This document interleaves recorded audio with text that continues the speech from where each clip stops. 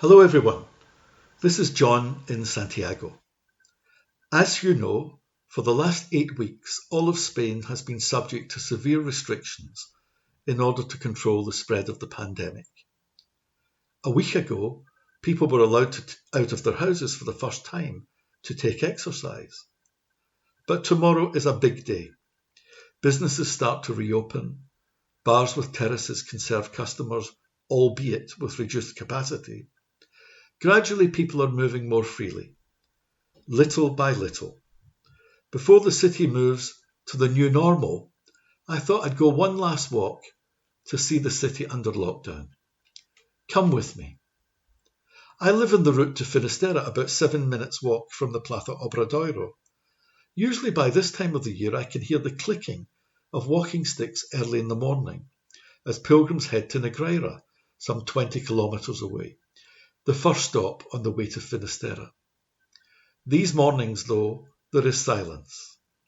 As I go out of the door, I think for a fleeting moment that if I turned right, I could walk there myself. Alas, I can't do that yet. So I turn left, and within a few steps, I can see the spires of the cathedral peering down the Rua das Hortas at me. As I cross over the street, I remind myself that in the Middle Ages, Santiago was a walled city, surrounded by a defensive wall and an inner wall which defended the locus sanctus, the cathedral, the holy place. Pilgrims travelling on the routes to Santiago entered through particular gates in the wall. These are still marked today. For example, the Camino Francés enters by the Puerta del Camino and the Camino Inglés by the Porta da Pena.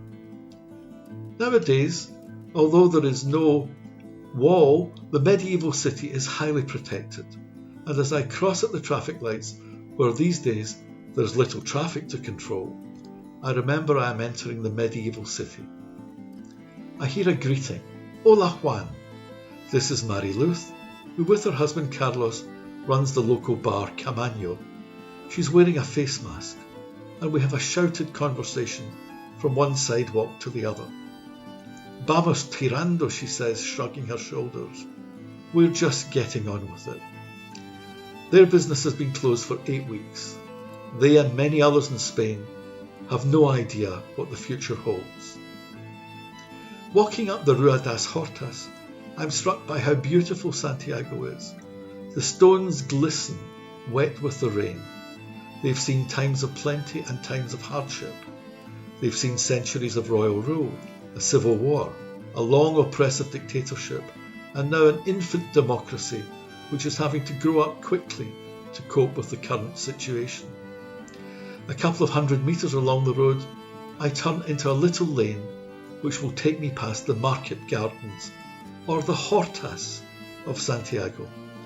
It's a great place to visit to get a view of the back of the town hall and the spires of the cathedral.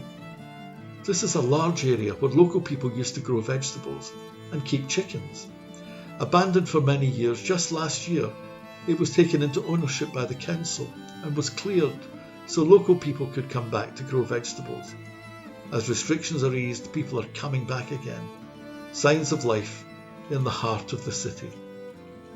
On this route, I walk past the restaurant San Clemente, where usually I would have lunch on Sundays with friends. It is of course closed, and the signature dish of seafood is but a memory.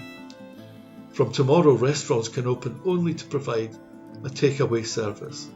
If they have a terrace, then they have to reduce the number of tables by half. Soon I pass the post office in the Rua Franco. I can't help but remember how busy this street would usually be as the tourist season gets underway. Today it remains silent. I have another burst of nostalgia when I pass the old pilgrims' office in the Rua do Vilar. Every day there were pilgrims queuing. The pilgrim office is now in the Rua Carretas, but since the Camino is closed, so too is the pilgrims' office. I follow my usual route over the hill to the church of San Agustin. It remains closed, and the organ inside is silent. Tomorrow churches can open, but with only a third of their usual capacity. We'll see how that goes. Right next door is the Abastos market. Today it's a bit of a sad sight, because it's usually bustling with people selling freshly harvested produce and all sorts of fish and meats. But when it does open again, it won't be like this, as social distancing will be the new normal. My walk takes me through the Plaza Mazarelos, where there is the only remaining gate from the old city walls. This is the gate through which the wine supplies from the south arrived. The square leads me within a few minutes to the Porta Facheira, which marks the place where the gate stood through which pilgrims from the Camino Portuguese entered the medieval city. Crossing the road, I'm in the Alameda, Santiago's park. It is beautiful even when empty, with one of the most iconic views of the cathedral. Soon I pass the well-known statue of the two Marias. This is a depiction of two sisters who weren't called Maria. This is Carolha and Marusha Fandinho, who were very popular characters in Santiago in the 1960s and 70s. The sisters came from a liberal family who were opposed to the dictatorship of General Franco. In the aftermath of the Spanish Civil War, in the sad grey days of oppression under the dictator, as a personal protest, the sisters wore loud and extravagant clothes. It's said that they were poor, but such was their popularity their neighbours looked after them. In these days of the pandemic, it seems that they continue to do just that. My walk would not be complete without a visit to the Plaza Obradoiro, which this morning stands empty. It seems all the more impressive. A single car sits outside the closed parador. This probably belongs to the caretaker, because the parador remains closed.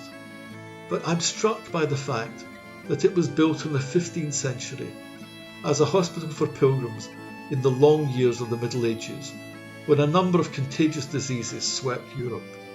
How history repeats itself. On the ground just outside the door of the parador, there is a yellow arrow on the ground, pointing the way to Finisterre and to my house. Just down the slope, facing the church of San Fructuoso, is where the gate of the Trinity stood, through which pilgrims would pass if they wanted to go and see the end of the world at Finisterre.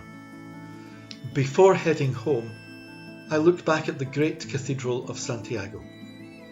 It may be closed, but it stands proud and resolute, as if it has set its very face against the pandemic. It has been the final destination of millions of pilgrims for over 1,000 years. There are no pilgrims here now, but I know in time we'll meet them again in Santiago.